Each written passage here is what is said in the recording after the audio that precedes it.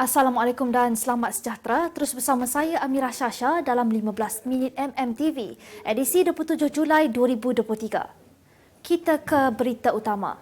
Kerajaan akan menyediakan bantuan khas penghargaan sebanyak RM300 kepada penjawat awam grade 56 dan ke bawah serta RM200 kepada pesara kerajaan. Perdana Menteri Datuk Seri Anwar Ibrahim berkata bantuan khas ini akan memanfaatkan 1.3 juta penjawat awam termasuk lantikan kontrak serta lebih sejuta pesara. Menurut beliau, bantuan tersebut disalurkan sementara gajian gaji dan elan penjawat awam diperincikan.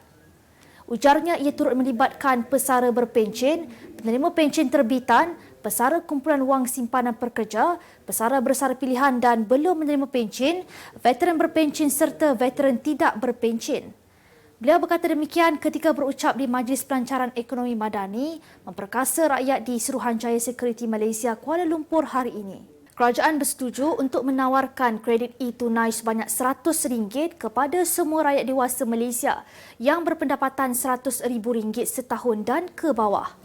Perdana Menteri Datuk Seri Anwar Ibrahim berkata, inisiatif pemberian itu susulan melihat kepada kejayaan dan impak besar program e-tunai kepada masyarakat di negara ini.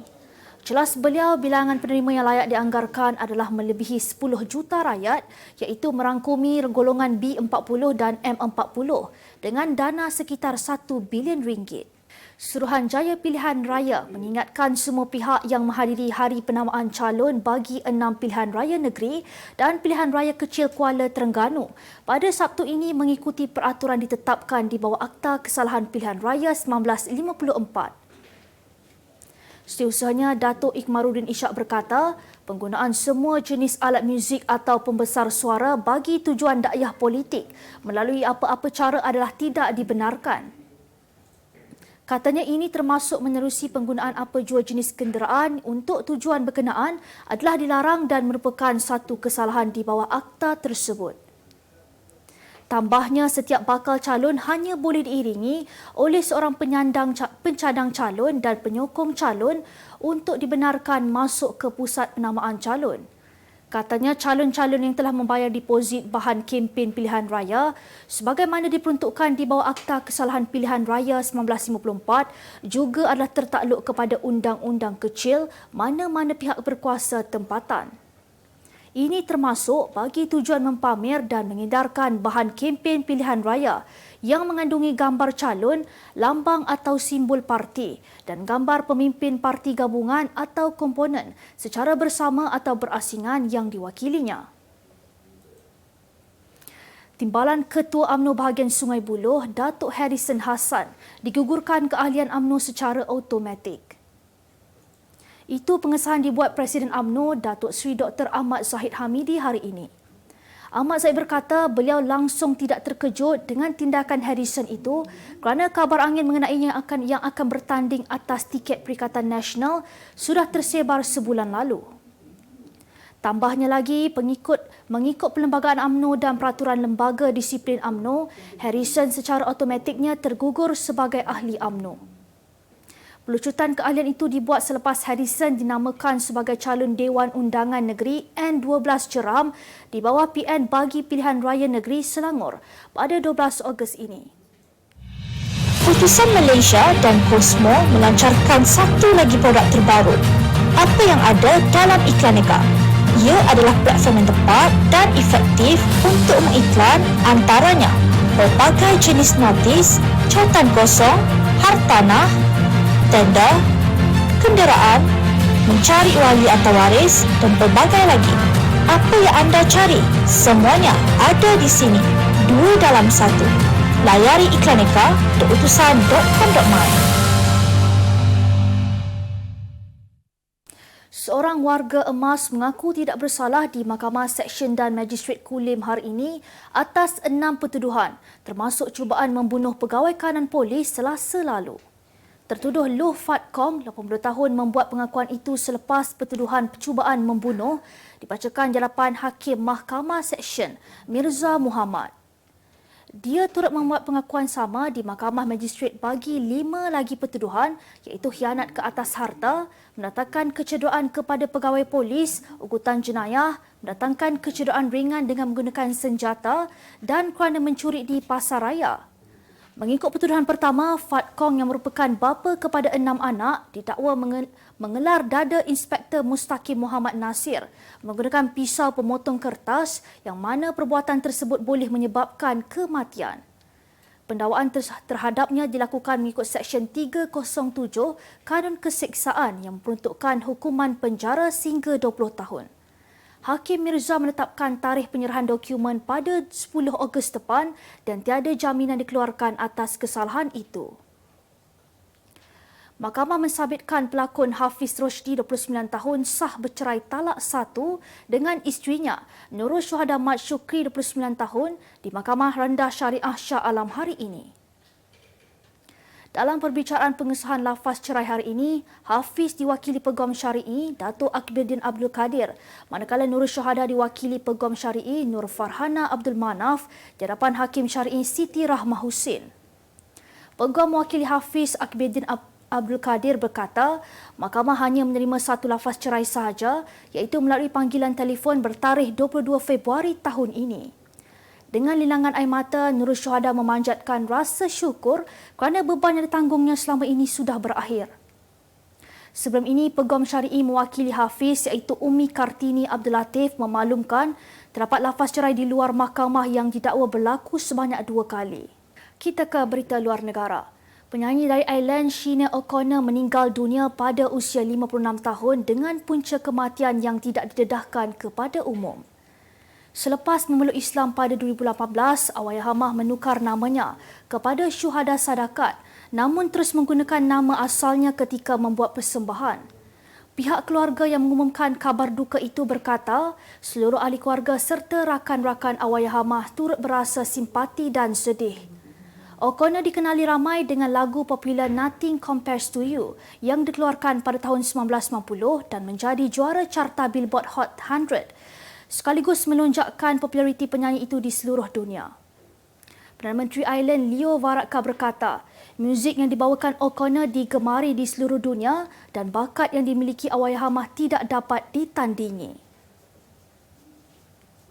Angka kematian akibat taufan di utara Filipina meningkat kepada 6 orang setakat hari ini, selain taufan tersebut turut melanda tenggara China.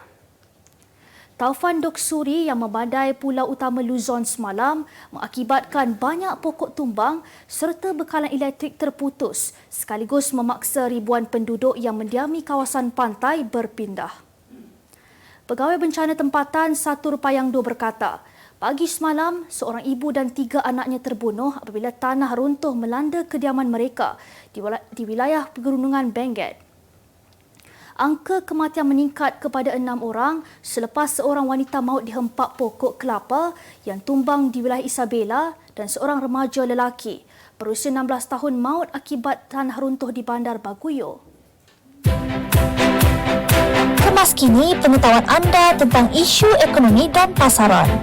Merangkumi sektor hartanah, perniagaan, keuangan, komoditi, IKS, halal niaga dan dunia korporat.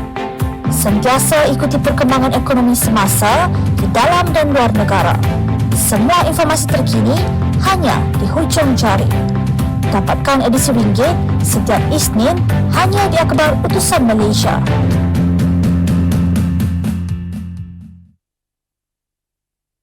Berita ekonomi. Malaysia dan Filipina bakal menerokai peluang ekonomi dalam industri halal sebagai usaha memperkukuhkan hubungan dagangan dua negara. Perdana Menteri Datuk Seri Anwar Ibrahim berkata, perkara itu antara dibincangkan bersama dalam rangka lawatan rasmi sulung Presiden Filipina, Ferdinand Marcos Jr. ke negara ini dalam mengeratkan hubungan diplomatik antara kedua-dua negara. Beliau berkata pelbagai isu bilateral menjadi topik perbincangan, terutama melibatkan isu perdagangan dan pelaburan yang mempunyai potensi besar ditingkatkan melalui kerjasama antara komuniti perniagaan Malaysia dan Filipina. Tambahnya dalam peringkat kerjasama peringkat antarabangsa dan serantau, kedua negara sepakat untuk mengukuhkan persefahaman dan kerjasama dalam pelbagai isu berkepentingan bersama. Ekonomi madani yang merupakan kerangka hala tuju ekonomi baharu Malaysia dengan menetapkan 7 penanda aras sebagai sasaran jangka sederhana yang mahu dicapai sebelum 10 tahun. Perdana Menteri Datuk Seri Anwar Ibrahim berkata, sasaran pertama Malaysia berada di kedudukan antara 30 ekonomi terbesar di dunia dan kedua indeks daya saing global di tangga ke-12 teratas dunia. Selain itu, katanya, peratusan pendapatan buruh mencapai 45% daripada jumlah keseluruhan pendapatan dan kadar penyertaan wanita dalam tenaga buruh mencapai 60%. Ujarnya kelima indeks pembangunan manusia di tangga 25 teratas dunia. Keenam indeks persepsi rasuah di tangga ke-25 teratas dunia dan kemampanan fiskal dengan defisit fiskal mencapai 3% atau lebih rendah. Kita ke berita sukan. Selangor FC sedia mengambil langkah seterusnya berhubung pengantungan Faizal Halim selama 4 bulan. Pengurus pasukan Red Giants Mahfizul Rushdin Abdul Rashid menegaskan mereka bakal mengatur kaedah bagi meringankan pertuduhan terhadap pemain yang mesra disapa sebagai Mickey tersebut. Penggantungan ini adalah susulan daripada kenyataan media yang dibuat pemain itu selepas kecewa pasukannya tewas 2-1 kepada Sabah FC dalam aksi Liga Super yang telah berlangsung pada 27 April lepas.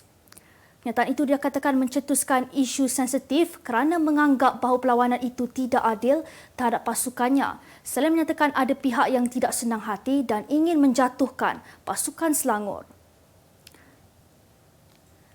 Bertrand Rodick Lises menjadi penerjun pertama Malaysia yang layak secara merit ke Sukan Olimpik 2024 dalam acara 10 meter platform lelaki.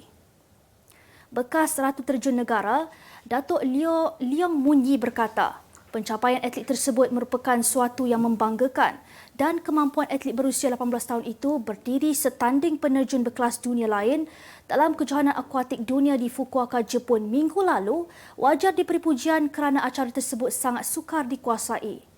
Ujar Munyi, langkah Rodick menangguhkan pengajian ke pra-universiti bagi memberi tumpuan kepada kejohanan dunia 2023 dan Sukan Asia 2023 ternyata berbaloi apabila dia kini tersenarai sebagai salah seorang atlet layak ke Paris 2024.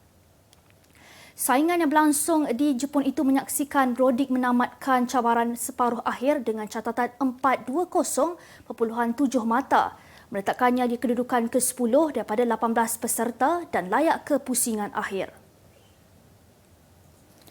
Sebagai penutup 15 minit MMTV hari ini, saksikan laporan cuaca esok Jumaat 28 Julai 2023. Jangan lupa dapatkan akhbar utusan Malaysia dan Kosmo untuk berita-berita terkini dan menyeluruh. Sekian sahaja daripada saya, Amirah Shasha. Assalamualaikum dan jumpa lagi.